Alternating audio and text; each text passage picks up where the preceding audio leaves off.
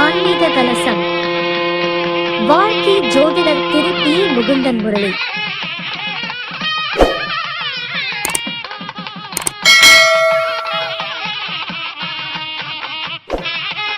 அன்போடு அழைக்கின்றோம், உங்களுடைய உற்சாகமான கைத்தட்டலோட.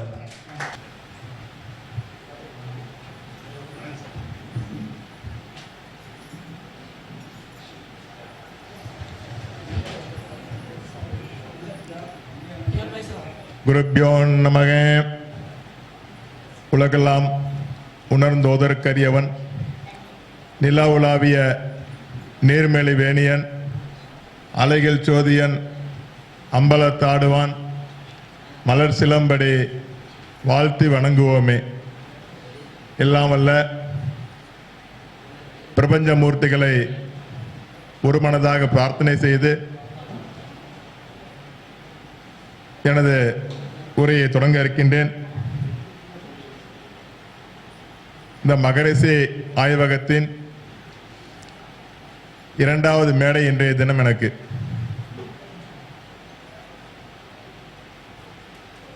என்னுடைய பயணமானது எடப்பாடி சென்னையா அவர்கள் மூலமாக இந்த அறிவகத்திற்கு தொடங்கப்பட்டது. அதன் வாயிலாக முகுந்தன் முரளி ஐயாவின் மாணவனாக பயணத்தை மேற்கொண்டு இன்றைய தினம் எனக்கு 2வது வாய்ப்பை நல்கியிருக்கிறார்கள். இந்த நேரத்தில் முகுந்தன் முரளி ஐயா அவர்களுக்கு மனமார்ந்த நன்றிகளை தெரிவித்துக் கொண்டு எனது உரையை தொடங்குகிறேன். இதில் இந்த பரிகாரம் அப்படிங்கிற தலைப்பு பொதுவாக பாருங்க, எதுவாக இருந்தாலும் 2 வரும். இன்பம் துன்பம், லாபம் நஷ்டம், மேடு பள்ளம். ஸோ இது மாதிரி எதுவாக இருந்தாலும் 2 வரும். அதில் சேர்ந்து வரக்கூடிய 2 உபகாரம் பரிகாரம். உபகாரம் பரிகாரம். இதில் இந்த உபகாரம் அப்படின்னு பார்த்தீங்கன்னா, ஒருத்தர் ரொம்ப கஷ்டத்தில் இருக்கார், முடியாமல் சிரமப்படுறார், நம்ம கிட்ட கேட்குறாரு, ஏதாவது எனக்கு பண்ணி கொடுங்க, உதவி பண்ணி கொடுங்க. சும்மா பாருங்க, ஒருத்தர்கிட்ட பேனா கேட்டால் கூட எனக்கு ஹெல்ப் பண்ண முடியுமா, கடை வரைக்கும் போயிட்டு வர முடியுமா அப்படின்னுவோம். அப்போ அந்த மாதிரி ஒருத்தர் நம்ம கிட்ட ஒரு விஷயத்தை கேட்குறார், அதுக்காக நம்ம போய் அவருக்கு செஞ்சு கொடுக்குறோம். அது உபகாரம். கிராமத்தில் சொல்லுவாங்க பாருங்க, உதவி பண்ணாட்டியும் உபத்திரவம் பண்ணாமல் இருந்துவான். இப்போ உபத்திரத்தோட உதவிக்கு பலம் ஜாஸ்தி. இப்போ வெறுமனை இருந்துட்டா கூட பரவாயில்ல, எதுவும் செய்யப்படாது. அப்போ ஒருத்தர் கேட்டு அவருக்கு போய் நம்ம ஒரு வேலை செஞ்சு கொடுக்குறோம் அப்படின்னாக்க அதுக்கு உபகாரம் அப்படின்னு பேர். அதே போல் ஒரு நல்ல மனிதர் ஒருத்தன் போயின்னு இருக்கான், பைக்கில் சைக்கிளில் போய் கீழே விழுந்துட்டான், அவன் சொல்லாமலே ஓடி போய் அவனை தூக்கி விடுவோம், அது உபகாரம். இப்போ ஒரு மனிதன் அவன் கேட்காமலேயோ அல்லது கேட்டோ நம்ம போய் ஒரு உதவி செய்தால் அது உபகாரம் அப்படின்னு பேர். நமக்காக ஒருத்தர்கிட்ட போய் ஒரு வேண்டுதல் வச்சு ஒன்று கேட்டுக்கிட்டா அது பரிகாரம். நல்லா கேளுங்க, ஒருத்தர் நம்ம கிட்ட தெரிந்தோ தெரியாமல கேட்கிறாரு, இல்லை கேட்காமலே நம்ம போய் செய்தால் அது உபகாரம். நமக்காக பிரார்த்தனை பண்ணி ஒருத்தர்கிட்ட போய் ஒரு பொருளை கொடுத்து செஞ்சு கொடுங்க அப்படின்னு கேட்டுட்டா அது பரிகாரம். சிம்பிளுங்க. அப்போ பரிகாரம் அப்படிங்கிறது அவசியம் வேணுமா? ஜாதகத்தில் நிறைய பேர் நிறைய தகவல் சொல்றாங்க. பொதுவாக பாருங்க, பல இந்த தலைப்புல பரிகார சூட்சுமங்கள் அப்படின்னு கொடுத்துருக்காங்க. இந்த சூட்சுமம் அப்படின்னா ஒளிந்து இருக்கிறதுன்னு அர்த்தம். ஒரு பொருளுக்குள்ள இன்னொரு பொருள் இருக்கு, அதுதான் சூட்சுமம். இப்போ தேங்காய் மட்டை உடைச்சி தேங்காய் ஓட உடைச்சி உள்ளர பார்த்தா வெண்மை நிறத்தோட ஒரு ஜலம், நல்லா தித்திப்பான தண்ணி இருக்கும். வெளியில இருந்து பார்க்கும்போது மட்டை தேங்காயோட தண்ணியை பார்க்க முடியுமா? கண்டிப்பாக முடியாது. கீழே வேரில் தான் தண்ணியை கொட்டுறோம். அந்த வேரில் கொட்டுற தண்ணி 20-22 அடி உயரமாக அந்த மரத்தில் ஏறி போய் ஒரு தேங்காயில் இருக்கு. ஒரு படி தண்ணீர் சேஸ்டாக கொடுக்கிறார். அப்போ அந்த தேங்காய்க்குள்ளே இருக்கக்கூடிய தண்ணி தான் சூட்சுமம். அப்போ அந்த மாதிரி ஒரு பொருளுக்குள்ளேயும் ஒன்று இருக்கும், அதுதான் சூட்சுமம். கண்ணுக்கு தெரியாமல் ஒளிந்திருக்கக்கூடிய பொருளுக்கு சூட்சுமம் அப்படின்னு பேர். ஆனால் அதை கண்டுபிடிக்கணும், அதுதான் பரிகாரம். இப்போ ஜாதகத்தில் நிறைய இருக்கு.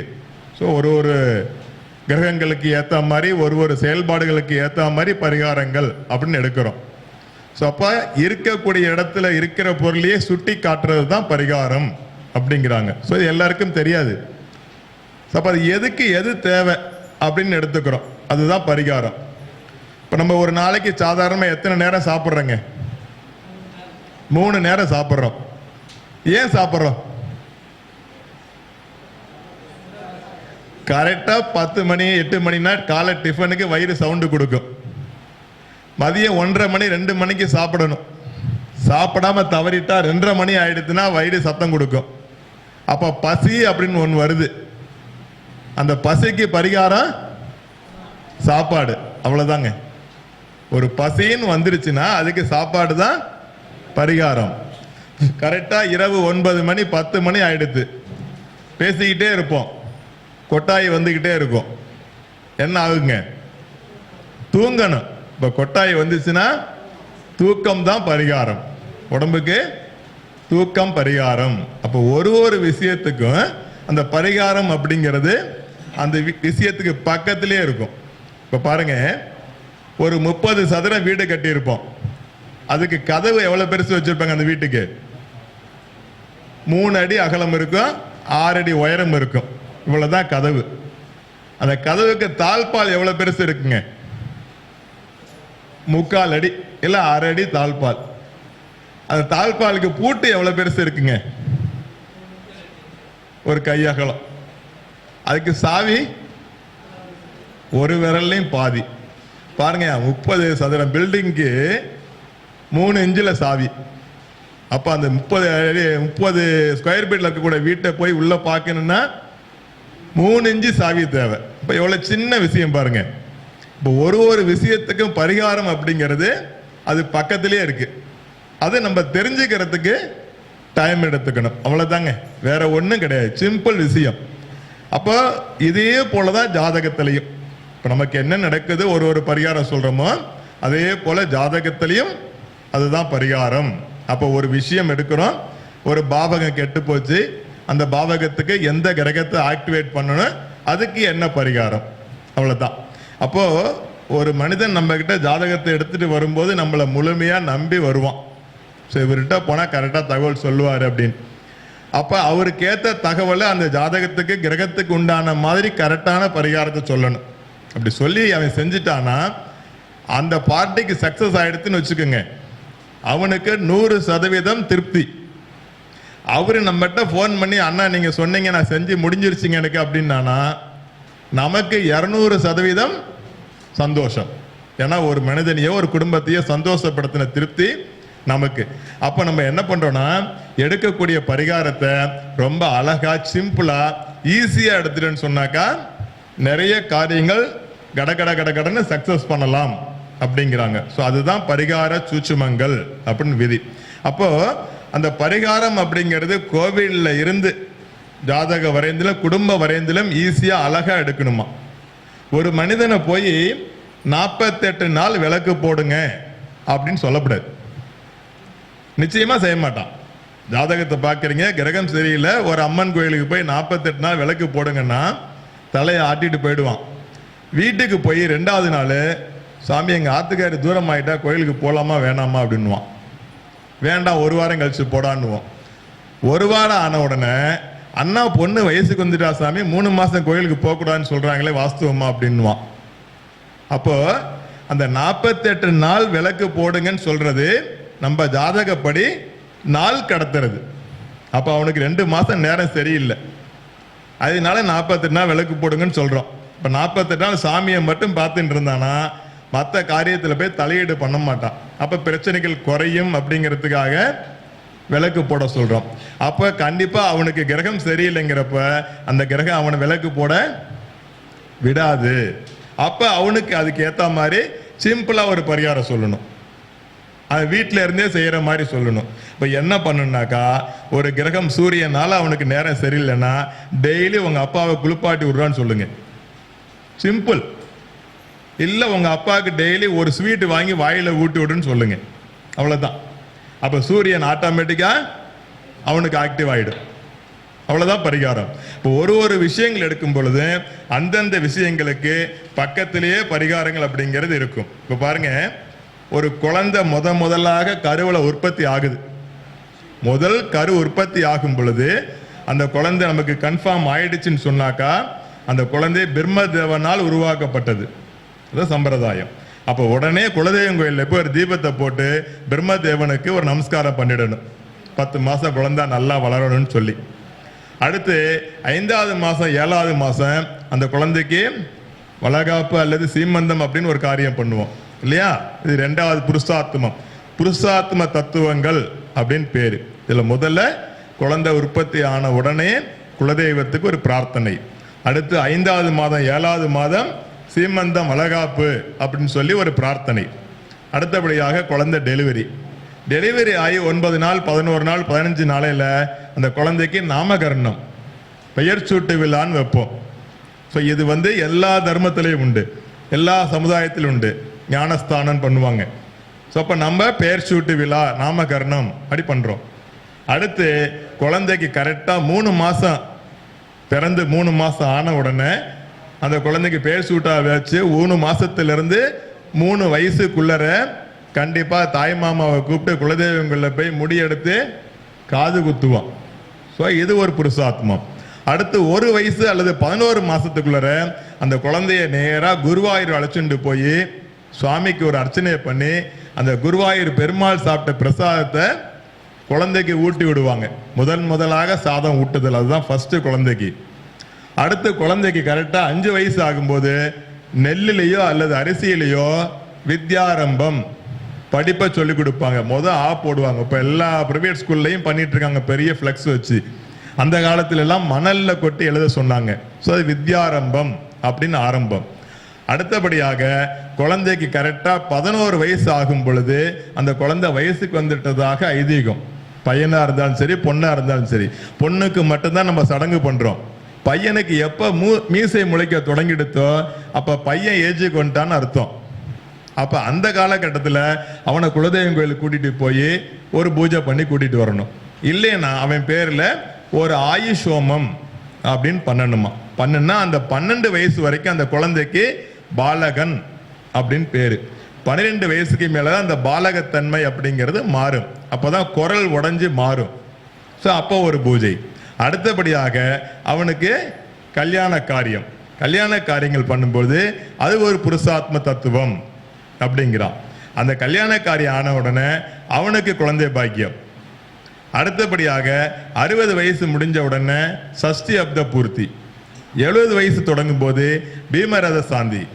80 வயசு முடிஞ்சு 4 மாசத்துக்குள்ள சதாபிஷேகம், இப்படி பூர்ணாபிஷேகம், கனகாபிஷேகம், ருத்ராபிஷேகம். இந்த மாதிரி ஒரு பையன் பிறந்ததிலிருந்து ஆயுள் பாகத்து முடியறதுக்குள்ள 16 வகையான புருஷாத்ம தத்துவங்கள் அப்படின்னு இருக்கு. ஐயா பேசும்போது 16 மட்டும்தான் சொன்னாங்க, அதனுடைய தொடர்ச்சி தான் இது. அப்போ ஒரு மனிதனுக்கு 16 புருஷாத்ம தத்துவங்கள். அதனாலதான் அந்த மனிதன் இறந்த பிறகு இந்த 16 இடத்துல பூஜைகள் பண்ணியிருப்போம்.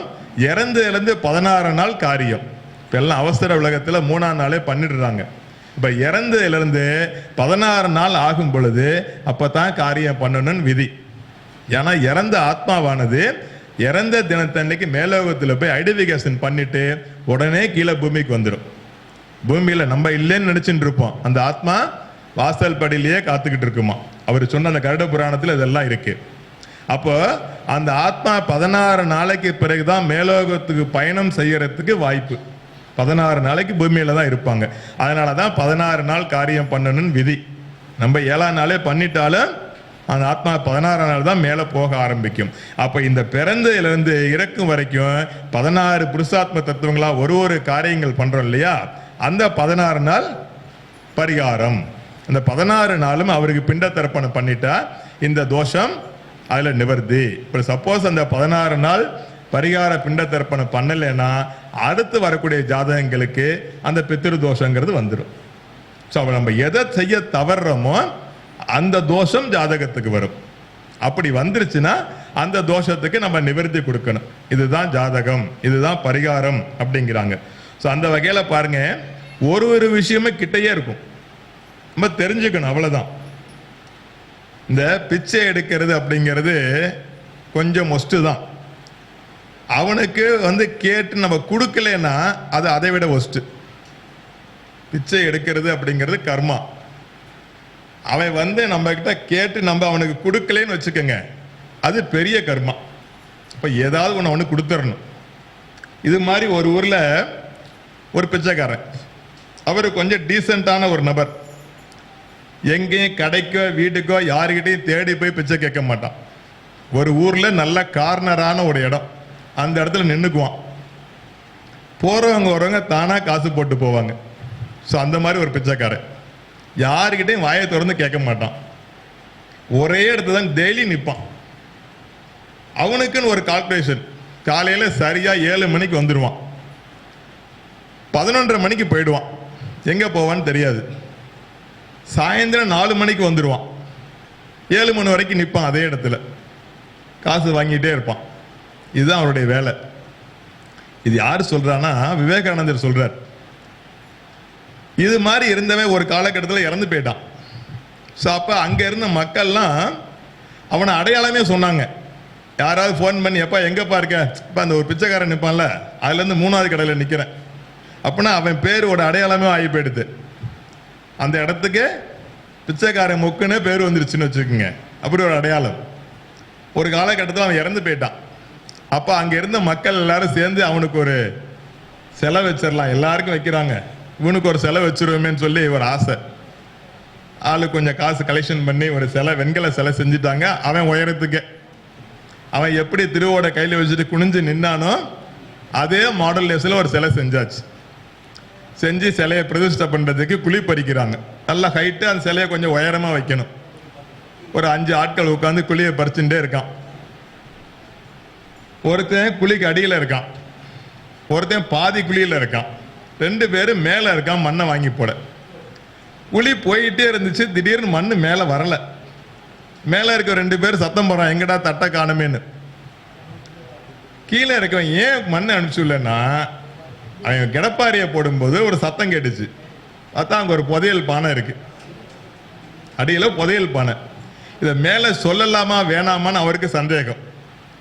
சொல்லலைன்னா எடுத்துட்டு ஏற முடியாது. அப்போ அந்த 2வது நிற்கிறவன்ட்ட கூப்பிட்டு சொன்னான், இந்த மாதிரி ஒரு பானை இருக்குடா, ஆளுக்கு பாதி எடுத்து போனான். இதை பேசிட்டு இருக்கக்குள்ளே 3வது ஆளு கீழே இறங்கிட்டான் குழியில. நானும் கேட்டுட்டு இருந்தா 3 பேருமே எடுத்துக்கலான்னா அவன். அப்போ ஒரு வழியா பானை மேலே வந்துச்சு. 4 பேர் பிரிச்சுக்கலான்னு முடிவாச்சு. இல்லை பார்த்தவன் நான் தான் ஃபர்ஸ்ட் கண்டுபிடிச்சேன், எனக்கு ஒரு பாகம் கொஞ்சம் சேர்த்து எடுத்துக்கிறேனே அப்படின்னா. 2வது நின்னவன் நான் தானே மேலே இருக்க வேண்டிய சொன்னேன், அதான் நான் ஒரு பாகம் சேர்த்து எடுத்துக்கிறேன் அப்படின்னா. இப்படியே 4 பேருக்கு வம்பு. இந்த தகவல் போலீஸுக்கு போச்சு. கலெக்டர் வந்தார், பானையோடு எடுத்துன்னு போயிட்டார். பூமிக்கு அடியில் இருக்கிற சொத்தெல்லாம் அரசாங்க சொத்து, அவர் எடுத்துன்னு போயிட்டார். அப்போ இந்த பிச்சைக்காரன் தினந்தோறும் அங்கதான் நின்றுகிட்டு இருந்தான். அவன் கர்மா ஒழுங்கா வேலை செஞ்சிருந்தா யாரும் இல்லாத நேரத்தை அந்த காயினை எடுத்துட்டு அவன் சந்தோஷமா இருந்திருப்பான், பிச்சை எடுத்துக்க வேண்டிய அவசியமே இல்லை.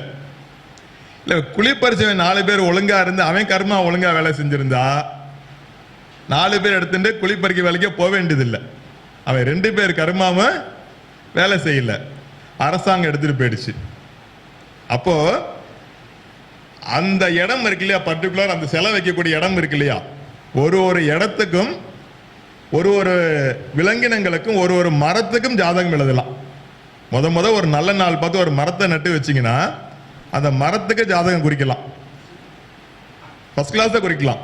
ஏன்னா மரத்துக்கு சுவாசிக்கக்கூடிய தன்மையும் பேசக்கூடிய தன்மையும் அசையும் தன்மையும் உண்டு. அப்போ ஒரு மரம் முதலா செடி விதை போட்டு நட்டு வைக்கிற அன்னைக்கு மரத்துக்கு ஜாதகம் எழுதலாம். அது மாதிரி ஒரு ஊருக்கும் ஜாதகம் எழுதலாம். இப்போ பாருங்க, ஒரு ஊர் பேர் மயிலாடுதுறைன்னு வச்சுக்கோங்க. அந்த மயிலாடுதுறைக்கு பூர நட்சத்திரம் சிம்ம ராசின்னு வச்சுக்கலாம் இல்லையா. பூர நட்சத்திரத்துக்கு என்ன எழுத்து சொல்லுவாங்க, நம்ம மாமூமி மேன்னு சொல்லுவோம். அப்போ அந்த ஊருக்கு பூர நட்சத்திரம் சிம்ம ராசின்னு வச்சுக்கலாம். அந்த மாதிரி ஒரு இடத்துக்கும் ஜாதகம் எழுதலாம்.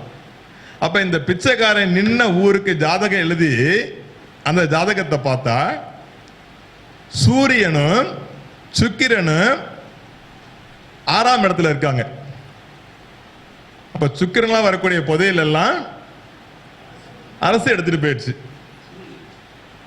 அப்ப இது முன்னமே கண்டுபிடிச்சிருந்தா அந்த பிச்சைக்காரனுக்கு ஒரு ஜாதகம் போட்டு உனக்கு அடியில் இந்த மாதிரி புதையல் இருக்கிறான்னு ஒரு பரிகாரத்தை அவங்கிட்ட சொல்லியிருந்தா அவன் எடுத்திருப்பான்.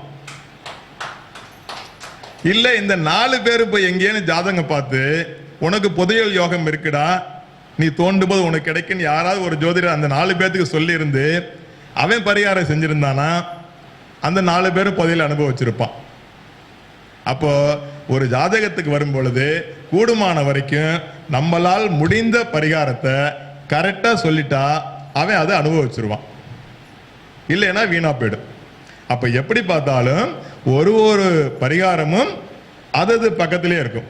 அதை கண்டுபிடிச்சு அழகா சொல்றதுதான் நம்மளுடைய வேலை. பொதுவா பாருங்க, ஒரு டாக்டர்கிட்ட போவான் ஒருத்தன், இன்னொருத்தன் இருப்பான். இந்த ஜாதகம் பார்க்க வரும் பொழுது ஜாதகத்தை குடும்பத்து கூடவே இன்னொருத்தனை கூட கூட்டிட்டு வருவான். இந்த ஜாதகம் பார்க்க வந்த மனுஷன் கம்முன்னு இருப்பான். இந்த கூட வரவன் தான் எக்ஸ்ட்ரா கேள்வி கேட்பான். இது மாதிரி பரிகாரம் செய்யடான்னு சொல்லுவோம். நம்ம அலுவலகத்தை விட்டு வாசல்ல போய் நின்றுட்டு நல்லதான் சொன்னார், அப்பா அம்மா எல்லாமே கரெக்டா சொல்லிட்டாரு, போன வாரம் கீழே விழுந்தது கூட கரெக்டா சொன்னாரு, ஆனா இந்த பரிகாரம்லாம் செய்ய தேவையில்ல, அது சாணா சரியா போயிடும் 3 மாசத்துல. நம்ம வாசல்ல என்ன பேசிட்டு இருப்பான். இப்ப பாருங்க, அவங்க வீட்லயோ யாரோ ஒருத்த வீட்டில் ஒரு அப்பாவுக்கு ஹார்ட் அட்டாக். அவன் என்ன பண்ணுவான், திடீர்னு நெஞ்சு வலி வந்துருச்சு, உடனே ஒரு ஆம்புலன்ஸா காரை பேசி ஹாஸ்பிட்டல் எடுத்துன்னு போயிடுவான். அவங்கிட்ட போய் இது இப்படியே வீட்டிலே இருக்குண்டா, ஒரு தானா சரியா போயிடுண்டா அப்படின்னா கேட்பானா? எப்படி ஹார்ட் அட்டாக் வந்தவன ஹாஸ்பிட்டலுக்கு தூக்கிட்டு போறானோ அது மாதிரி ஒரு கிரகம் சரியில்லைன்னா அதுக்கு ஒரு பரிகாரம் செய்யணும். அவ்வளவுதான், சிம்பிள். இது பரிகாரம் செய்தால்தான் பலன் தீருமா அப்படின்னா நிச்சயமா ஒரு கிரகத்துக்கு ஒரு பரிகாரம், அது செய்தால் கண்டிப்பா பலன் கிடைக்கும் அப்படின்னு விதி. அப்போ கரெக்டான பரிகாரத்தை செஞ்சா பலன் கிடைக்கும். ஒருத்தன் மட்டும் சொல்றான், நாங்க அங்க போனாங்க இங்க போனாங்க. அப்ப எந்த வியாதிக்கு எந்த மெடிசன் சாப்பிட்டா குணமாகுமோ அந்த தோஷத்துக்கு அந்த பரிகாரத்தை எடுத்துக்கணும். எடுத்துக்கிட்டா கண்டிப்பா அந்த தோஷம் நிவர்த்தி ஆகும். அதே போல ஜாதகத்தை கணிக்கும் பொழுது இவனுக்கு கல்யாண காரியங்கள் இப்பதான் நடக்கும் அப்படின்னு நம்ம முடிவு பண்ணிட்டா, நீ பரிகாரம் செய் தம்பி, உனக்கு இன்னும் 2 வருஷம் கழிச்சு தான் கல்யாண காரியங்கள் ஆகும்னு ஓப்பனா அவன்கிட்ட சொல்லிடணும். இல்லைன்னா 2 வருஷத்துக்கு ஜாதகத்தை எடுத்துக்கிட்டே இருப்பான். கரெக்டா குரு பாருங்க, எப்ப செவ்வாயை தொடுறாரோ அப்பதான் குழந்தை பாக்கியம். செவ்வாயும் குருவும் லிங்க் ஆகணும், அப்பதான் குழந்தை பாக்கியம். ஜாதகத்தை பார்க்கும் பொழுது அந்த 2 கிரகமும் எப்ப வருது நம்ம தெரிஞ்சுக்கிட்டு இந்த பரிகாரம் செய்ய தம்பி, உனக்கு இந்த மாசம் கருத்தரிக்கும் அப்படின்னு சொல்லலாம். அப்ப பரிகாரம் செஞ்ச உடனே நம்பிக்கை வந்துடும். இப்ப நம்ம முகுந்தன் முரளி ஐயா என்கிட்ட சொன்னாரு, ஒரு ஜாதகம் ஒரு ஜாதகன் ஆகணும் அப்படின்னாக்கா அவன் ஜாதகத்துல கேது பகவான் குரு பகவான்லாம் நல்லா ஸ்ட்ராங்கா இருக்கணும். அப்ப எந்த கிரகம் ஸ்ட்ராங் இல்லையோ அந்த கிரகத்தை ஆக்டிவேட் பண்ணணும் அப்படின்னு ஐயா சொன்னாங்க. அப்போ எனக்கு கேது நல்லா இருக்கு, சந்திரன் நல்லா இருக்கு, குரு கொஞ்சம் டிக்கு வாங்கல. அதுக்கு என்ன பரிகாரம் சொன்னாருன்னா, குருவோட பேரை அடிக்கடி சொல்லணும், இல்ல குரு அடிக்கடி பார்க்கணும் அப்படின்னார். நம்ம இவர் டெய்லி பார்க்க முடியாது. டெய்லி நான் ஒரு வீட்டில் பேரை சொன்னாலும் இவருக்கு கேட்காது. இப்போ என்ன பண்ணுவோம், ஒரு 40 பக்க நோட்டு ஒன்று வாங்கிட்டு டெய்லி 24 முறை முகுந்தன் முறையில் பேரை எழுதிக்கிட்டு இருக்கேன். 30 நாளாக எழுதிட்டு இருக்கேன். இப்போ ஆக்டிவா ஆட்டோமேட்டிக்கா குரு ஆக்டிவ் ஆயிட்டார். 20 நாள் அவர் பேரை எழுதினேன், என்னை கேட்காமலே என் பேர் போட்டு நீங்க வந்து பேசுங்க சாமின்னு சொல்லிட்டார். அப்ப குரு ஆக்டிவ் ஆயிட்டாரு, நான் நம்பிட்டேன். இவ்வளவுதான் பரிகாரங்க, சிம்பிள். அதே போல எனக்கு சந்திர திசை போயிட்டு இருக்கு. சந்திர திசை போனா யாராவது குருமார்களுக்கு தாமரப்பு மாலை வாங்கி போடுங்க சுவாமி அப்படின்னு சொன்னார். சரி, ஐயாவுக்காக ஒரு மாலை வாங்கிட்டு வந்தேன். இப்ப டாக்டரேட் வாங்கிட்டு பேசிட்டு போன தனிகாச்சல் ஐயாவுக்கு அந்த மாலையை போட்டேன். இப்போ ஆட்டோமேட்டிக்கா சந்திர திசை பரிகாரமும் செஞ்சாச்சு. அப்போ நம்ம ஒரு ஜோதிடராகவே இருந்தா கூட நம்ம குரு நமக்கு என்ன பரிகாரம் சொல்றாங்களோ அதை செய்தால் கண்டிப்பா பலன். அப்ப நம்ம ஒரு ஜோதிடராக இருந்து நம்ம கிளைண்ட்டுக்கு கரெக்டான பரிகாரத்தை சொன்னா நிச்சயமா பலன் கிடைக்கும். அந்த வகையில் ஒரு அஞ்சு பரிகாரம் எடுத்துக்கிட்டா இன்னைக்கு மோஸ்ட்லி கேட்கறது கடன் பிரச்சனை. என் கடன் எப்பங்க தீரும், நான் எப்போ கடன் வாங்குவேன், இல்லை வாங்கின கடன் எப்போ தீரும், இது நிறைய பேர்த்தோட கேள்வியாக இருக்கும். கண்டிப்பாக நீங்கள் எப்போ கடன் வாங்கினாலும் செவ்வாய்க்கிழமையும் குளிகையிலையும் கடன் வாங்கக்கூடாது. எந்த நாட்களாக இருந்தாலும் குளிகையில் கடன் வாங்கினா அந்த கடன் திருப்பி கொடுக்க முடியாது, கடன் வாங்கிட்டே இருப்போம். அப்போ குளிகை நேரத்தில் கடன் வாங்கக்கூடாது சம்பிரதாயம். சரி, எப்போ கடன் அடைக்கலாம்? செவ்வாய்க்கிழமை செவ்வாய் ஓரை, இல்லை செவ்வாய்க்கிழமை குளிகை நேரம், இதில் கடன் அடைக்கலாம். அதே போல் சனிக்கிழமை சனி ஓரை, செவ்வாய்க்கிழமை செவ்வாய் ஓரை, சனிக்கிழமை சனி கோரை, இந்த 2 நேரத்திலையும் கடன் அடைக்கலாம். இல்லைங்க இந்த 2 நேரத்தையும் நான் தவற விட்டுட்டேங்க, அப்போ யமகண்டத்தில் கடன் அடைக்கலாம், இல்லை ராகு காலத்தில் கடன் அடைக்கலாம். ஸோ இதுவும் மிஸ் பண்ணிட்டேங்க, மாசத்துல 2 பிரதோஷம் வரும், வளர்பிறை பிரதோஷம், தேய்பிறை பிரதோஷம், இந்த 2 பிரதோஷ நாட்கள்ல கடன் அடைக்கலாம். இதை விட பெஸ்ட் சனி பிரதோஷம். ஒருத்தத்துல 1 லட்ச ரூபாய் காசு வாங்கியிருக்கீங்க, மாசம் மாசம் வட்டியே கட்டிட்டு இருக்கீங்க. சனி பிரதோஷத்தன்னைக்கு அந்த அசல்ல போய் 10,000 ரூபாய் வர வச்சுட்டீங்கன்னா அடுத்த சனி பிரதோஷம் வரவங்கள கடன் அடைச்சு முடிச்சிருவீங்க. எல்லாம் உண்மையா செய்த பலன். அதையும் விட்டுட்டங்க, காலண்டரை திருப்பி பாருங்க. கௌரி பஞ்சாங்கன்னு ஒன்று இருக்கும், அதில் சோரன் ஒன்று போட்டிருக்கும். ஒரு டைம் 9 to 10, 7 to 9 சோரன் இருக்கும். அந்த சோரங்கிற நேரத்தில் கடன் அடைக்கலாம், சீக்கிரம் கடன் அடையும். இது கடன் அடைகிறதுக்கு உண்டான ஒரு சூட்சும பரிகாரம் அப்படிங்கிறாங்க. அடுத்து இப்போ முக்கியமாக இருக்கிறது கல்யாண காரியம். நிறைய பேர் கல்யாணம் ஆகலைங்க, ஏன் ஆகலை இதே கேள்வி. அப்போ ஐயா காலையில் சொன்னார், 1980க்கு முன்னாடிலாம் சீக்கிரம் கல்யாணம் ஆயிடுச்சு, பொண்ணுங்களுக்கு 16 வயசுலேயே 16 ஆயிடுச்சு, பையனுக்கு 22 ஆயிடுச்சு. அப்படின்னா அந்த 1980ல் எல்லா வீடுகள்லையும் 2 திண்ணை இருந்தது, 2 தூண் நிற்கும் திண்ணையில், கதவுக்கு பக்கத்தில் 2 மாடம் இருக்கும், தினந்தோறும் விளக்கேற்றி வைப்பாங்க. இருந்தது அதெல்லாம். இப்போ யார் வீட்டில் திண்ணை இருக்கா? இல்லை. அப்போ டாய்லெட் பாத்ரூமுக்கு வெளியில் போனோம், இப்போ அதை கொண்டு வந்து உள்ளே வச்சுட்டோம் இல்லையா? அதே போல மேக்சிமம் எல்லா வீடுகள்லையுமே சின்னதாக வட்டமாக ஒரு கேணி இருந்துச்சு. இப்போ யார் வீட்லையும் கேணி இல்லை. இல்லைன்னா ஒரு சில வீட்டில் முட்டைன்னு சொல்லி ஓப்பனாக இருக்கும், மழை பெஞ்சா தண்ணி வரும், வெயில் அடித்தா வெயில் உள்ளே வரும். இப்போ யார் வீட்டிலும் அது கிடையாது. அப்போ இதெல்லாம் ஒரு வீட்டில் இருந்தப்ப ஜாதக தோஷம் பாதிப்பு இல்லை. அப்போ பொண்ணுக்கு 16ல் கல்யாணம் ஆச்சு, பையனுக்கு 22ல் கல்யாணம் ஆச்சு. இப்போ இதெல்லாம் ஒன்று ஒன்றா குறைச்சிக்கிட்டே வந்துட்டோம் நம்ம.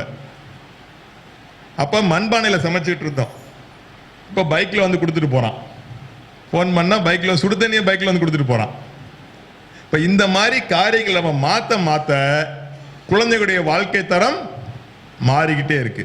அப்போ இதுக்கு என்ன தீர்வு அப்படின்னா, ஒரு குழந்தைக்கு கல்யாணம் ஆகலைங்க, பொண்ணுக்கோ பையனுக்கோ, நேராக அந்த பையனுடைய ஜென்ம நட்சத்திர தன்னைக்கு குலதெய்வம் கோயிலுக்கு கூட்டிகிட்டு போயிடணும். குலதெய்வம் கோயிலில் போய் இந்த பையன் குளிக்கணும். குளிச்சுட்டு ஈர துணியோட 7 நெய் விளக்கு போடணும். கலத்திரக்காரன் சுக்கிரன் 7ஆம் இடம், அதனால 7 நெய் விளக்கு. 7 நெய் விளக்கு போட்டு சுவாமி எந்த திசையை வேணாலும் பார்த்து இருக்கட்டுங்க. நீங்கள் வைக்கக்கூடிய விளக்குகள் எல்லாம் சாமி முகத்தை பார்த்த மாதிரி இருக்கணும். அது மாதிரி வச்சுட்டு கோயிலில் 2 பக்கம் 7 முறை சுற்றி வரணும். 2 பக்கம் 7 முறை சுற்றி வந்து என் ஜாதகத்தில் இருக்க தோஷங்கள்லாம் இந்த நிமிஷத்துலேருந்து அடிபடணும்னு விழுந்து கும்பிட்டுட்டு அதுக்கப்புறம் ஈர துணியை மாற்றிக்கணும். ஈர துணி இருக்கும்போது எதுவும் பேசக்கூடாது யாரோட. அந்த வஸ்திரத்தை மாற்றிட்டு ஒரு மண்பானையில் 1 பானை சக்கரை பொங்கல் வைக்கணும். கோவிலில் மண்பானையில் 1 பானை சக்கரை பொங்கல் வச்சு அந்த பானைக்கு உளம் மூடின்னு சொல்லி 2 இருக்கும், மேலே மூடி வைக்கிறது.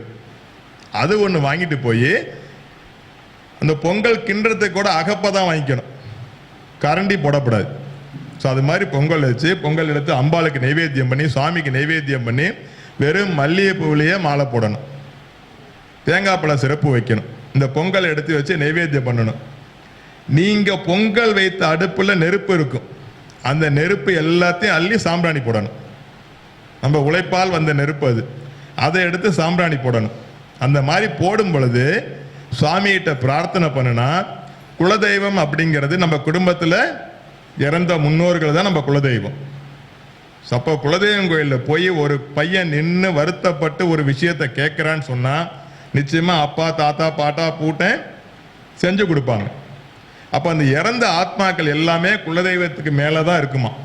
அப்போ நீங்கள் போடக்கூடிய சாம்பிராணி புகை அவங்க மேலே போய் படுன்னு விதி. அப்போ எனக்கு சீக்கிரம் கல்யாண காரியங்கள் ஆகணும், குலம் விளங்கணும்னு நீங்கள் பிரார்த்தனை பண்ணால் அந்த ஆத்மா அப்படியே ஆகட்டும்னு சொல்லுமா. அடுத்த முறை போகும்போது கணவன் மனைவியாக அந்த கோயிலுக்கு போயிடலாம். சிம்பிள் பரிகாரம் கல்யாணத்துக்கு. இது எல்லாத்தை விட குடும்பம் கஷ்டமாகவே இருக்குங்க, பிரச்சனையாகவே இருக்கு, கணவன் மனைவி ஒற்றுமை இல்லை, எந்த காரியமும் ஈஸியாக நடக்க மாட்டுது அப்படின்னா 7 பௌர்ணமிக்கு குலதெய்வத்துக்கு மாவிளக்கு, அவ்வளோதான். 2 சாணம் மாவிளக்கு. அது ஏன் சொல்றேன்னா, இந்த மாவிளக்குல 9 கிரகமும் வந்துடுது. மாவிளக்கு முதல் பொருள் என்ன? அரிசி, பச்சை அரிசி. ஆட்டோமேட்டிக்கா சந்திரன் வந்துடுறார் இல்லையா? அடுத்து வெல்லம் போடுறோம், உரல்ல போட்டு இடிக்கிறோம், எள்ளு போடுறோம், நெய் விடுறோம், திரி போடுறோம், திரியை ஏத்துறதுக்கு தீப்பெட்டி எடுத்துக்கிறோம் இல்லையா? அடுத்து எரிஞ்சு முடிச்சுன்னா கருப்பாயிடுறது அந்த திரி. ஸோ இதில் 9 நவகிரகமும் ஆட்டோமேட்டிக்காக வந்துடுது. அப்போ எந்த கிரகத்தால தோஷங்கள் இருந்தாலும் 7 பௌர்ணமிக்கு குலதெய்வத்துக்கு போய் மாவிளக்கு போட்டு பூஜை பண்ணிட்டா அந்த தோஷங்கள் அத்தனையும் அப்படியே அடிபட்டு போயிடும். இதெல்லாம் என்னுடைய கிளைண்ட்டுக்கு சொல்லி 3 வாரத்தில் கல்யாணம் ஆயிடுச்சுன்னு சொல்லியிருக்காங்க. ஸோ அவ்வளோ தன்மை இந்த பரிகாரங்களுக்கெல்லாம் உண்டு. இதெல்லாம் நான் செய்து அனுபவித்து அதை என்னுடைய கிளைண்ட்டுக்கு சொல்லிட்டு இருக்கேன். ஸோ இன்றைய நேரம் நம்ம யூடியூப் சேனலில் இருக்கக்கூடிய மக்கள் அத்தனை பேருக்கும் இந்த தகவல் போய் சேருது. வாய்ப்பு இருக்கவங்களாம் இதை பயன்படுத்திக்கலாம். இல்லைங்க என்னால் போய் பொங்கல்லாம் வைக்க நேரம் இல்லைங்க, கோயிலில் குளிக்க முடியாதுங்க, சுத்தலாம் முடியாதுங்க, அவங்களுக்கு ஒரு எளிமையான பரிகாரம். மதுரைக்கு இன்னொரு பேர் தமிழில் இருக்கு, கூடல் நகர்னு பேர். மதுரைக்கு கூடல் நகர்னு பேர். அங்கே கள்ளழகர் இருக்கார். நேராக அந்த கல்யாணம் ஆகாத பொண்ணோ பையனோ அந்த கோயிலுக்கு போயிடணும். போயிட்டு அந்த காலத்தில் நிச்சயதார்த்தம் பண்றேன் கல்யாணம் பண்றேன்னா கீழே என்ன விரிச்சு போட்டிருப்பாங்க? ஜமுக்கால விரிச்சு போட்டிருப்போம். அப்புறம் தான் பாய் வந்தது. ஈரோடு தான் ஜமுக்காலத்துக்கு ஃபேமஸ். பச்சை சிவப்பு மஞ்சள் கலக்கலராக இருக்கும், கோடு கோடாக இருக்கும். இப்போல்லாம் டேபிளில் உட்காந்து நிச்சயதார்த்தம் பண்றோம். பொதுவாக வியாபாரம் பண்றவங்க பாருங்க, கட்டிலில் உட்காந்து வியாபாரம் பண்ண மாட்டாங்க, வியாபாரம் படுத்து போயிடும். ஜமுக்காலம் விரிச்சு போட்டு அதில் தான் நிச்சயதார்த்தம் கல்யாணம் பேசி முடித்தோம். இன்னைக்கு ஜமுக்காலம் மறந்து போச்சு. அப்போ ஒரு குழந்தைக்கு கல்யாணம் ஆகலைன்னா ஒரு ஜமுக்காலம் வாங்கிக்கணும். கொஞ்சம் போல மல்லிகைப்பூ, வெத்தலை பாக்கு, இனிப்பு பதார்த்தம், அதில் ஒரு 10 ரூபா காயின். நேராக கள்ளழகர் கோயிலில் போய் நின்றுக்கணும். கூடல் நகரில் வாசலில், கோயிலுக்கு வாசலில் நின்றுட்டு சாமி கும்பிட்டுட்டு வரக்கூடிய சுமங்கலி பொண் இல்லது கல்யாணம் ஆகாத கன்னி பொண் யாரா இருந்தாலும் சரி, கோயில்ல இருந்து சாமி கும்பிட்டுட்டு வர்றவங்களுக்கு இதை தானமாக கொடுக்கணும். சிம்பிள். இது என்னைக்கு பண்ணணும்னா அந்த பரிகாரத்துக்கு போறவனுடைய ஜென்ம நட்சத்திரம். ஜென்ம நட்சத்திரத்தன்னைக்கு கண்டிப்பா புது ட்ரெஸ் போட்டுட்டு தான் கோயிலுக்கு போகணும். போய் கோயில் வாசல்ல நின்று கோயில்ல இருந்து வர்றவங்களுக்கு இதை கொடுத்துடணும். கொடுத்துட்டு அதுக்கப்புறம் உள்ள கோயிலில் போய் சுவாமி தரிசனம் பண்ணிட்டு 2 பேர்த்துக்கு அன்னதானம் பண்ணிட்டு நேராக வீட்டுக்கு வந்துடலாம். அதுல இருந்து 7 நாளைக்கு அந்த மனிதன் காலில் செப்பல் போடக்கூடாது. கரெக்டா 7வது நாள் வர்றதுக்குள்ள திருவண்ணாமலைக்கு போயிடணும். திருவண்ணாமலைக்கு தமிழ்ல இன்னொரு பேர் இருக்கு, ஊடல் நகர்னு பேர். சிவனும் பார்வதியும் நடனம் ஆடக்கூடிய ஊர், அதனால ஊடல் நகர் அப்படின்னு பேரு தமிழ்ல. அப்போ இங்க என்ன பரிகாரம் செய்தமோ அதே ஜமுக்கான பூவை அங்க கொடுக்கணும். கல்யாணம் பண்ணா கணவன் மனைவி கூடுவாங்க, அதுக்கப்புறம் 2 பேருக்கு ஊடல். அப்ப இது கூடல் நகர், அது ஊடல் நகர். இந்த 2 ஸ்தலத்துல போய் பரிகாரம் பண்ணிட்டா தம்பதி கூடிடுவாங்க. ரொம்ப சிம்பிள்ங்க. இது மாதிரி 4 தம்பதிக்கு சொல்லி அந்த கோயிலில் பரிகாரத்துக்கு போய் நிற்கிறான் பாருங்க. அப்போ ஃபோன் வந்துச்சான், உங்கள் ஜாதகத்தை நாங்கள் பார்த்துட்டோங்க, எங்களுக்கு பிடிச்சிருக்குன்னு. கோயிலில் பரிகாரத்தில் நிற்கும் போது ஃபோன் வந்துச்சான். அங்கேருந்து என்னை கூப்பிட்டு சொன்னார். இதெல்லாம் நடந்தது. ஏன்னா அந்த கஸ்டமர் நம்பர் கூட உங்களுக்கு கொடுத்துருவேன். ஸோ அது சிம்பிள் பரிகாரம். இதை பண்ணிட்டா கண்டிப்பாக கணவன் மணி 2 பேரும் சீக்கிரம் கல்யாணமே தம்பதி ஆயிடுவாங்க. எளிமையான பரிகாரம். கூடல் நகரம் போய் தரிசனம் பண்ணா நமக்கு ஈஸியா கல்யாண காரியங்கள் செட் ஆயிடும் அப்படின்னு விதி. அதே போல ஒரு பொண்ணுக்கு முதல் குழந்தை சிசரியன். கரெக்டா 60 நாளைக்கு முன்னாடி குழந்தை பிறந்திருக்கு என்கிட்ட கிளைண்ட். முதல் குழந்தை சிசரியன், 2வது குழந்தை நார்மலா பிறக்குன்னு சொன்னேன், நார்மலா பிறந்திருக்கு. 2வது குழந்தைக்கு பாகவத்தை பார்த்தோம், பெண் குழந்தை தான் பிறக்குன்னு சொன்னேன். பார்த்தாக்க நம்ம நாராயண ஐயா ஒரு பஞ்சாங்கம் கொடுக்கிறார், சீனிவாச பஞ்சாங்கம். அதில் பார்த்தா என்ன வயசு, அதுக்கு என்ன கன்ஃபார்ம் ஆன டேட்டை பார்த்தா புருஷனா ஸ்திரியான்னு ஒரு அட்டவணை வந்துடுது. அதில் பார்த்தாலும் ஸ்திரி தான். பொண்ணுன்னு சொன்னால் பொண்ணு பிறந்துடுது. 2வது குழந்தை நார்மல் சொன்னால் நார்மலாக பிறந்துடுது. அதுக்கு அவங்க செய்த ஒரே பரிகாரம் என்னன்னு கேட்டால், அந்த கர்ப்பமாக இருக்கக்கூடிய பொண்ணு தான் பிறந்த மருத்துவமனைக்கு போய் அந்த டாக்டருக்கு இனிப்பு வாங்கி கொடுக்கணும். அவ்வளோதாங்க. ஒரு கர்ப்பஸ்திரி போய் தான் பிறந்த மருத்துவமனையில் அந்த மருத்துவருக்கு இனிப்பு பதார்த்தம் வாங்கி கொடுத்தா அவளுக்கு நார்மல் டெலிவரி ஆகும். ஏன்னு சொன்னா, இனிப்பு பதார்த்தம் வாயில போட்டோன்னு என்ன ஆகுங்க, நிறைய உமிழ்நீர் சுரக்கும். யாரா இருந்தால் இனிப்பு பதார்த்தம் பார்த்தாவே எச்சில் கொட்டும். நல்லா தித்திப்பானதா வாங்கி கொடுத்தா நிறைய உமிழ்நீர் கொட்டும். அப்போ இந்த மருத்துவர் சாப்பிடும் போது எப்படி உமிழ்நீர் கொட்டுறதோ அது போல இந்த கர்ப்பஸ்திரிக்கு பனிக்கூடத்தில் நிறைய நீர் வந்துடும். சிரமம் இல்லாமல் குழந்தை நார்மல் ஆகிடும். அவ்வளோதாங்க. இது மாதிரி ஒரு விஷயத்துக்கும் சொல்லிக்கிட்டே போகலாம். இதெல்லாம் கிட்டத்தட்ட அவர் ஐயா சொன்ன மாதிரி ஒரு 4 வருஷமா ஏன் இப்படி அப்படின்னு யோசனை பண்ணி எடுத்த தகவல் இதெல்லாம். ஸோ இது செஞ்சால் சரியாகுமா, அப்போ நமக்கு நல்ல தெரிஞ்ச நண்பர்கள் சொல்லி பார்ப்போமே, அப்படி சொல்லி பயனடைஞ்ச தகவல் இன்னைக்கு நம்ம எம்எம் சேனலுக்காக சொல்றதுக்கு ஒரு வாய்ப்பு. ஸோ அந்த வகையில் இந்த மாதிரி சின்ன சின்ன சம்பிரதாயங்கள், சின்ன சின்ன விஷயங்கள். அதே போல் பாருங்க, ஒரு குழந்தை பிறந்ததிலிருந்து 12 வயசு வரைக்கும் ஏதாவது ஒரு தொல்லைகள் அந்த குழந்தைக்கு வந்துக்கிட்டே இருக்கும். இப்போ பார்க்கும்போது நம்ம பாலகிரக தோஷங்க அப்படின்னு சொல்லுவோம். அந்த பாலகிரக தோஷம் இருந்துன்னு சொன்னாக்கா அந்த குழந்தைக்கு ஏதாவது ஒரு டிசீஸ் வந்துக்கிட்டே இருக்கும். வயிற்றால போகும், வாந்தி வரும், இல்லை ஸ்கூல் போனால் கீழே விழுந்துட்டு வந்துடுவான், இல்லை அடிக்கடி எங்கேயா கை நசுக்கிக்குவான். ஏதாவது ஒரு தொல்லை அந்த குழந்தைக்கு வந்துக்கிட்டே இருக்கும். அந்த மாதிரி ஏதாவது குழந்தைக்கு தொல்லைகள் இருந்தாக்கா அந்த குழந்தை பிறந்த ஆஸ்பத்திரிக்கு போய் ஏதாவது சாமி ஃபோட்டோ மாட்டி வச்சுருப்பாங்க ஹாஸ்பிட்டலில். இல்லை 3 தெய்வத்தோட ஃபோட்டோவும் இருக்கலாம், தப்பு இல்லை. டாக்டர்கிட்ட ஒரு பர்மிஷனை வாங்கிட்டு அங்கே சூடம் ஏற்றி கும்பிட்டுட்டு அன்றைய தினம் பிறந்த குழந்தைகளுக்கு ஒரு வஸ்திரம் இல்லை பால் பொருட்கள் இந்த மாதிரி வாங்கி கொடுத்துட்டு வந்துட்டானா இந்த குழந்தைக்கு வரக்கூடிய பாதிப்பு ஈஸியாக குறைஞ்சு போயிடும். அவ்வளோதான். இது மாதிரி ஒரு விஷயத்துக்கும் சின்ன சின்ன பரிகாரங்கள் நிறைய இருந்துக்கிட்டே இருக்குங்க, ஈஸியாக செய்யலாம்.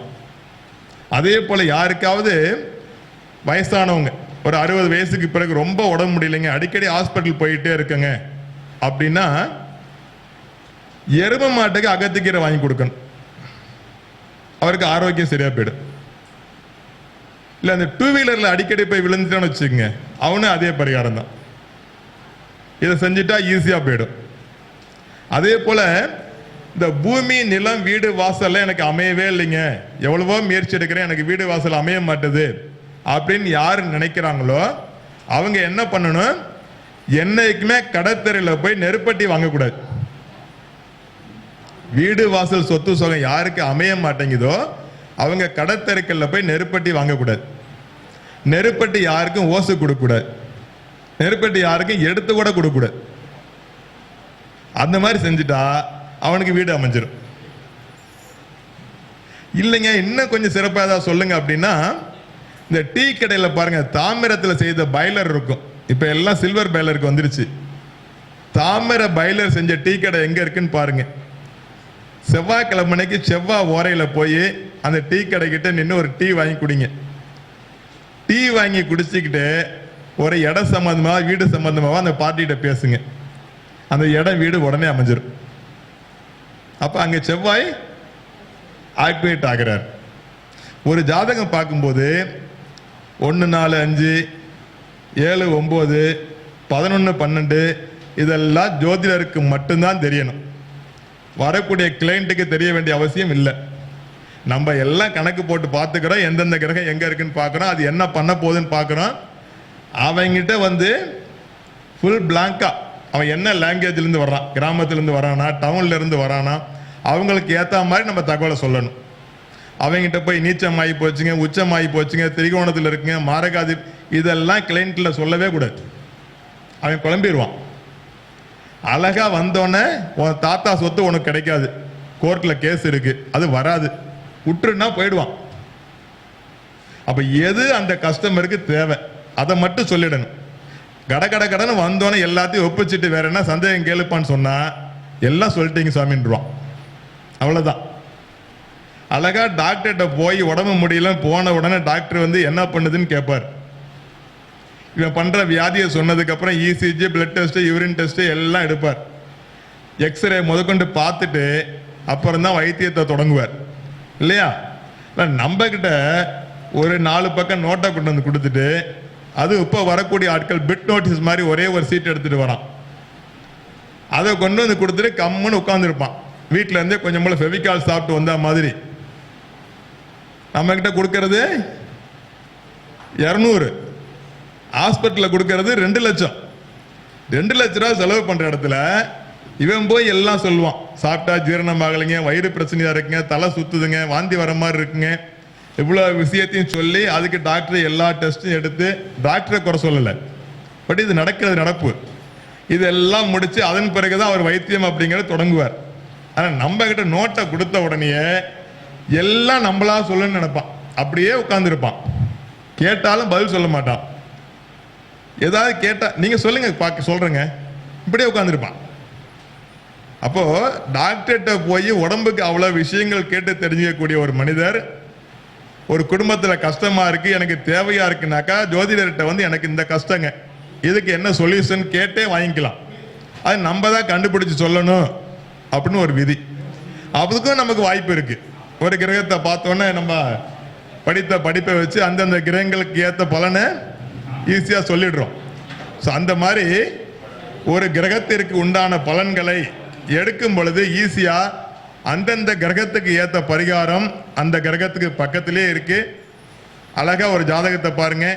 அந்த ஜாதகத்தை பார்த்த உடனே என்ன கிரகம் பலன் விளைந்திருக்கு, அவன் எதுக்காக வந்திருக்கான். இன்னொரு சிம்பிளா ஒரு சூட்சுமம் பாருங்க. இன்னைக்கு ஒருத்தர் ஜாதகம் பார்க்க வர்றார். இன்னைக்கு என்ன நட்சத்திரம்னு பார்க்கிறோம். அந்த நட்சத்திரத்துக்கு உரிய கிரகம் ஜாதக கட்டத்தில் எங்க இருக்கு. சிம்பிளான பரிகாரங்க, ஈஸியா அவன்கிட்ட கேள்வி கேட்கறதுக்கு. ஒரு கிளைண்ட் வந்தோடனே ஜாதகத்தை பார்க்கிறோம். இன்னைக்கு நட்சத்திரத்துக்கு உண்டான கிரகம் எந்த பாவகத்தில் இருக்குன்னு பார்க்கிறோம். அந்த பாவகம் சேர்ந்த கேள்வி தான் அவனுக்கா இருக்கும், வேற எந்த கேள்வி இருக்காதுங்க. சிம்பிள். இப்ப இன்னைக்கு உதாரணத்துக்கு அஸ்த நட்சத்திரம்னு வச்சுக்கோங்க, சந்திரனுடைய நட்சத்திரம். அந்த ஜாதகத்துல சந்திரன் எந்த பாவகத்தில் இருக்குன்னு பாருங்க, அது சம்பந்தமான கேள்வி தான் இருக்கும். சப்போஸ் சந்திரன் 5ஆம் பாவத்தில் இருந்தாருன்னா எனக்கு எப்ப குழந்தை பிறக்கும் அதான் கேட்க வருவான். இல்ல 4ஆம் பாவத்தில் சந்திரன் இருந்தா நான் வீடு கட்டலாமா இல்ல வாங்கலாமா, இது அவருடைய கேள்வியா இருக்கும். இப்ப ஜாதகத்தை பார்த்தோன்னே என்னண்ணா வீடு வாங்கலாம் நிக்கலானே, ஆமாங்க அதுக்கு தாங்க வந்தேன், அவ்வளவுதான். ஜாதகம் முடிஞ்சிருச்சு அந்த ஒரே வார்த்தையில. உங்களுக்கு அவங்ககிட்ட அதிகமா பேச வேண்டிய அவசியம் இல்லை. ஒரு கிளைண்ட் வந்த உடனே அவன் மனசுக்கு உண்டான பதில சொல்லிட்டா அதுக்கு மேல அதிகமா நம்ம பேசக்கூடாது, நிச்சயமா பேசக்கூடாது. பேசுனா கன்ஃபியூஸ் ஆயிடும். அப்ப நேரா தாத்தாவுக்கு போயிடுவான். தாத்தாவை சொல்லணும், ஏங்க எங்க தாத்தாக்கு 2 ஒய்ஃப் நீங்க அதை சொல்லவே இல்லை அப்படிம்பா. அப்போ ஒரு விஷயம் ஒரு கிளைண்ட்டுக்கு மனசுக்கு பற்று. நீங்க முகஸ்துதின்னு ஒன்று இருக்கு. அந்த ஜாதகன் வரும்போது எப்படி வரான், நம்ம கிட்ட எப்படி நோட்டை கொடுக்குறான், அவனுடைய பாவம் எப்படி இருக்கு, அவன் யாரோட வந்திருக்கான், இந்த முக பாவனைகள்லாம் பார்த்துக்கணும். நம்ம கணக்கு மட்டுமே போடப்பட நோட்டை பார்த்துக்கிட்டு கணக்கு போட்டுக்கிட்டு அவன் என்ன பண்ணிட்டு இருக்கான், கூட வந்தவர் 2 பேரும் என்ன பேசுறான்னு கவனிக்கணும். அவன் ஏதாவது சொல்ல வந்தானா பக்கத்தில் இருக்க தொடைய தட்டுவான், இதெல்லாம் கவனிக்கணும். அப்போ சிம்பிள். அந்த கிரகம் நட்சத்திரத்துக்கு உண்டான கிரகம் எந்த பாவத்தில் இருக்கோ அந்த பாவம் சார்ந்த கேள்விதான் அவருடையதா இருக்கும். அப்ப இந்த கேள்வியை சொல்லி முடிச்சுட்டா அவன் சாட்டிஸ்ஃபைட் ஆயிடுவான்.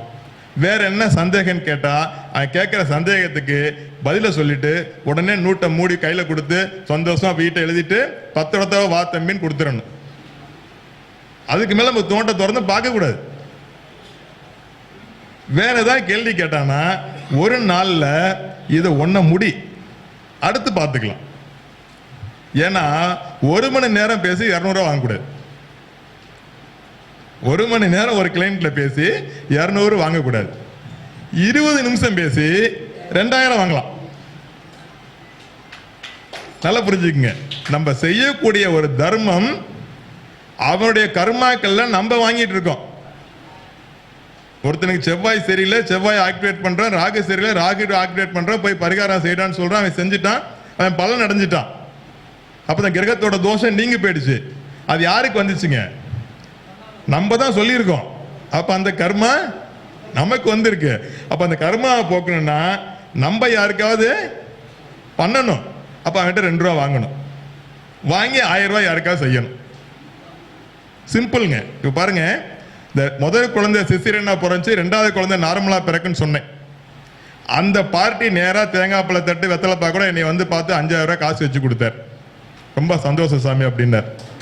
முதல் குழந்தை சிசரியன், 2வது குழந்தை நார்மல்னு சொன்னீங்க, நார்மலா பிறந்துருச்சுன்னார். அடுத்த நாள் ஒரு அம்மா வருது, என் குழந்தைக்கு பனிக்கூடம் உடஞ்சி வச்சுங்க, ஹாஸ்பிட்டலில் சேர்த்துருக்கேன், எங்கள் ஆத்துக்கார் வந்து லாரியில் இருக்காருங்க, நாளைக்கு நைட்டு தான் வரேன்னு சொல்றாரு, டாக்டர் வந்து நேரம் குறிச்சிட்டு வர சொல்லியிருக்காங்க. அம்மா நான் நேரம் கொடுத்தாலும் அந்த நேரத்தில் பண்ண மாட்டாங்க.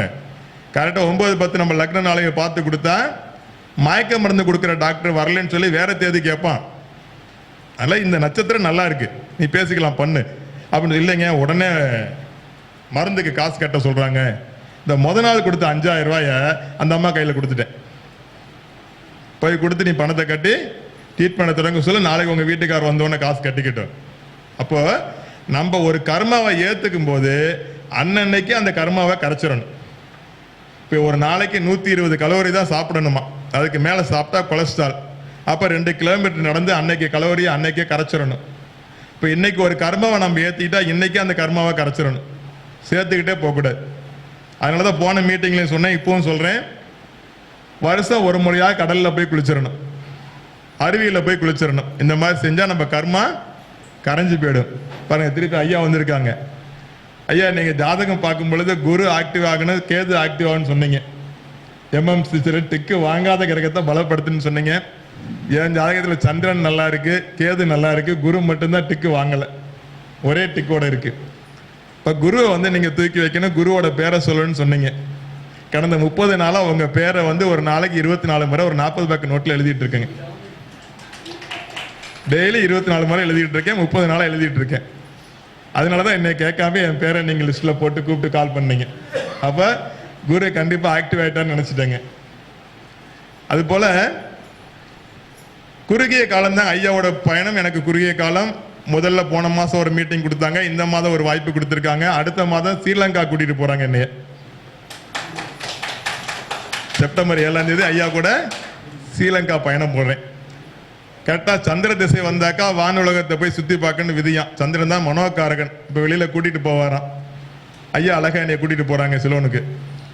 ஸோ அது மாதிரி எந்தெந்த கிரகங்கள் நடக்குதோ அந்தந்த பலன் கண்டிப்பாக நடக்கும். சந்திர திசை போகிறனால தாமரப்பு மாலை உங்களுக்கு தாங்க வாங்கிட்டு வந்தேன். அது டாக்டரேட் ஐயாவுக்கு போட்டு இன்னைக்கு அழகு பார்த்தாச்சுங்க. ஸோ அது மாதிரி அந்தந்த கிரகங்களுக்கு உண்டான பரிகாரங்களை கண்டிப்பாக செய்தால் நிச்சயமாக பலன் கிடைக்கும். கண்டிப்பாக பரிகாரம் இல்லை அப்படின்னு நினைக்க வேண்டாம், பரிகாரங்கள் செய்தால் பலன் உண்டு. ஸோ பாருங்க, சினிமாவுக்கு கூட்டு போகிறதா கூட பரிகாரமா, அதெல்லாம் நிறைய இருக்கு. அதில் பிற்பாடு அடுத்த ஒரு நிகழ்ச்சியில் பார்ப்போம். ஸோ அதுபோல் இன்றைய தினம் ஒரு விஷயங்களுக்கும் ஒரு பரிகாரம், அந்தந்த பரிகாரங்கள் அது பக்கத்திலே இருக்கு. அப்போ ஈஸியாக எடுத்துக்கங்க, அழகா பரிகாரங்களை பண்ணுங்க. யாரு கேட்டாலும் பரிகாரம் இல்லைன்னு சொல்லாதீங்க. கண்டிப்பாக நம்ம கிட்ட வரக்கூடிய கிளைண்ட்டுக்கிட்ட குறைச்சலா பேசுங்க. அவனுடைய பதில் கிடைச்ச உடனேயே க்ளோஸ் பண்ணிடுங்க. அதிகப்படியா கேட்டாக்கா அதுக்கு ஏற்ற மாதிரி பதில் சொல்லணும். அவ்வளோதான், சிம்பிளுங்க. முதல் நம்ம வந்து சாட்டிஸ்ஃபேக்ஷன் பண்ணிக்கணும். அப்போதான் கிளைண்ட்டை சாட்டிஸ்ஃபேக்ஷன். நம்மளே கன்ஃபியூஸ்ல இருந்தாக்கா அவன் கேட்குற கேள்விக்கு பதில் சொல்ல முடியாது. அப்போ ஜாதகத்தை கணக்கு போட்டு ஃபுல்லாக தெளிவாயிடணும். அவன் கேள்வி கேட்கும்போது திருப்பி ஒரு முறை ஜாதகத்தையே கட்டத்தையும் நம்ம பார்க்கக்கூடாது. கேள்வி கேட்டாலும் அதுக்கும் உடனே அப்பயே பதில் சொல்லணும். திருப்பி இருப்பா பார்த்துட்டு சொல்கிறேன் அப்படின்னு பார்க்கக்கூடாது. அப்போ 7 நிமிஷங்கிறது கூட ஒரு 7 நிமிஷம் எடுத்துக்கிட்டாலும் எல்லா கால்குலேஷன் போட்டு கையில் சின்னதாக ஒரு சீட்டு வச்சுக்கோங்க. கேட்க கேட்க கேட்க பதில சொல்லிடுங்க. எல்லா பதிலும் சொல்லிடுங்க. ஐயா சொன்ன மாதிரி இன்னைக்கு வந்து இந்த துருவ கணிதம் ரொம்ப முக்கியம். நீங்கள் நாளைக்கு காலையில் வண்டியில் போய் கீழே விழுந்துடுவான்னு சொன்னால் கூட ஒத்துக்க மாட்டான். தாத்தாக்கு 2 ஒய்ஃபான்னு கேட்டால் தான் ஒத்துப்பான். ஸோ அந்த அளவுக்கு இன்னைக்கு மக்கள் வந்துட்டு இருக்காங்க. என்ன இருந்தாலும் நடந்த நிகழ்வுகளை சொன்னாதான் நம்புறாங்க. நடக்க போற நிகழ்வு சொன்னா நம்புறது கஷ்டம். என்கிட்ட ஒரு மாசத்துக்கு முன்னாடி ஒருத்தர் வந்தார். அவனுடைய கிரக நிலை சுத்தமா சரியில்லை. ராகு திசை ராகு புத்தி சுத்தமா சரியில்லை. அப்போ உனக்கு விபத்துக்கள் வரும்போது பார்த்து கவனமா இருந்துங்க. வாய்ப்பு இருந்தா அந்த காரு கூட டிரைவரை போட்டு கூட்டிட்டு போன்னு சொன்னேன். இல்லைங்க பெரம்பலூர் தாங்க கிட்ட போயிடுவேன் அப்படின்னா. கரெக்டா பெரம்பலூர் கிட்ட போகும்போது கார் அப்செட் ஆயிடுச்சுங்க. என்கிட்ட 10:45 பார்க்குறா, 2:45 ஆக்சிடென்ட் ஆகி எனக்கு ஃபோட்டோ எடுத்து அனுப்புகிறான் காரெல்லாம். நல்ல வேலை போகும்போது யாருக்கா 4 உளுந்தோட வாங்கி கொடுத்துட்டு போடான்னு சொன்னேன். உடனே பஸாரில் போய் வாங்கி கொடுத்துட்டு போனான் போல இருக்கு. அதனால அவனுக்கு ஒன்றும் ஆகலை, காருக்கு தான் பாதிப்பு. ஸோ இந்த மாதிரி எந்த கிரகங்களோ அந்த கிரகங்களுக்கு ஏற்ற பொருளை பரிகாரமாக எடுத்துக்கிட்டாக்கா கண்டிப்பாக நல்ல பலன் கிடைக்கும். நம்ம எம்எம் சிஸ்டத்தின் மூலமாக நம்ம ஆன்மீக குழு நண்பர்களுக்கெல்லாம், யூடியூப் சேனல் நண்பர்களுக்கெல்லாம் ஒரு அன்பான வேண்டுகோள். வருடம் ஒரு முறை தவறாம உங்க ஜாதகத்தை ஒரு நல்ல ஜோதிடத்தை கொடுத்து கணிச்சுக்கோங்க. அந்தந்த கிரகங்களுக்கு ஏற்ற மாதிரி என்ன தோஷங்களோ அந்த தோஷங்களுக்கு உண்டான பரிகாரங்களை பண்ணுங்க. சூட்சமமான பரிகாரங்கள், சின்ன சின்ன பரிகாரங்கள் அழகா எளிமையா பண்ணீங்கன்னாக்கா உங்க வாழ்க்கை வளம் பெறும். வாழ்க ஜோதிடம், வளர்க ஜோதிடம். சந்தோஷம்.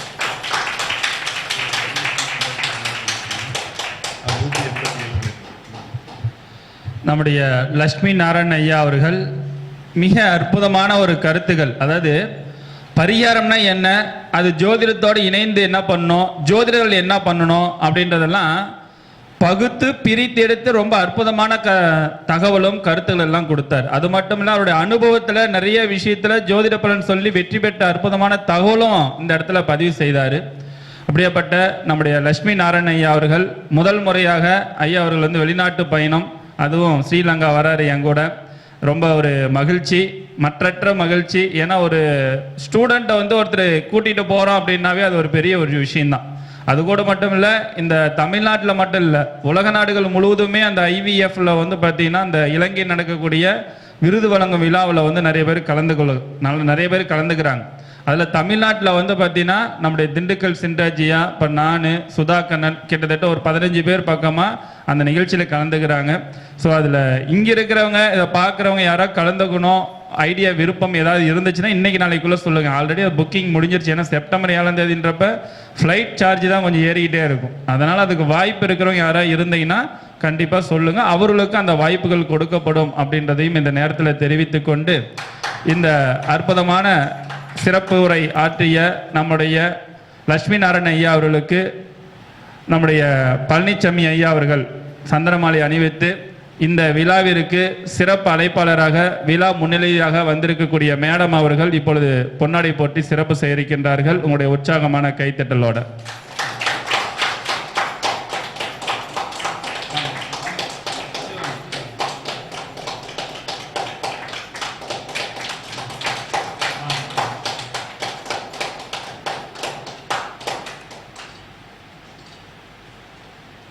மகிழ்ச்சி.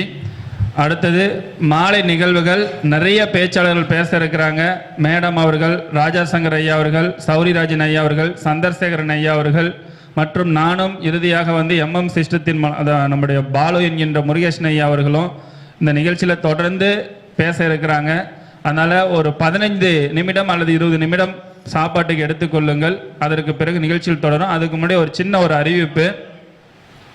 இங்கே பள்ளிபாளையத்தில் காவேரி அரஸ், அதாவது எங்கள் வீட்டுக்கு பின்னாடி சைடில் பார்த்தீங்கன்னா ஸ்ரீ சக்தி மாரியம்மன் கோவில் பார்த்தீங்கன்னா கோவில் கட்டக்கூடிய திருப்பணிகள் தொடங்க இருக்கின்றது. அந்த கோவிலில் அரசு வேம்பு மரம் இணைந்து இருக்கக்கூடியது. ரொம்ப பெரிய மரம். ஒரு 30 ஆண்டுகளாக அந்த ஊரில் ஒரு சின்ன கோயிலாக எடுத்து சின்ன சாமியாக வச்சு இது பண்ணியிருந்தாங்க. அந்த கோயில் இப்போ கோபுரம் கட்டி திருப்பணிகள் தொடங்க இருக்கின்றது. அதனால் இங்கே வந்திருக்கக்கூடிய பக்தர்கள், இங்கே வந்திருக்கக்கூடிய ஜோதிட அன்பர்கள், இதை பார்த்து கொண்டு இருக்கக்கூடியவர்கள், இதில் ஏதாவது உங்களோட கோயில் நன்கொடை, ஏன்னா ஒரு கோயிலுக்கு நன்கொடை கொடுக்கிறது என்பது சாதாரண இல்லை. கோயிலுடைய கோபுரம் கட்டுவதற்கு திருப்பணி கொடுக்கிறது சாதாரண ஒரு விஷயம் இல்லை. அது புண்ணியம் பண்ணியிருந்தா தான் கொடுக்கவே முடியும். புண்ணியம் பண்ணியிருந்தா தான் கொடுக்கவே முடியும், இல்லைன்னா கொடுக்க முடியாது. அந்த மாரி ஒரு பழமை வாய்ந்த ஒரு கோயிலை புதுப்பித்து கோபுர பணிகள் செய்யப்பட இருக்கின்றனால இங்கே வந்திருக்கிறவங்க ஏதோ கொடுக்கணும்னு விருப்பம் இருந்ததுன்னா இந்த நோட்டீஸ் இருக்குது, அதோடைய நன்கொடை ரசீதி வந்து இங்கே இருக்கிறவங்க டேபிள் மேலே இருக்கும். அதுக்கான நன்கொடைகள் யாரோ கொடுக்கணும்னு விருப்பம் இருந்தால் தாராளமாக நீங்கள் கொடுக்கலாம் அப்படின்றதையும் இந்த நேரத்தில் தெரிவித்துக்கொண்டு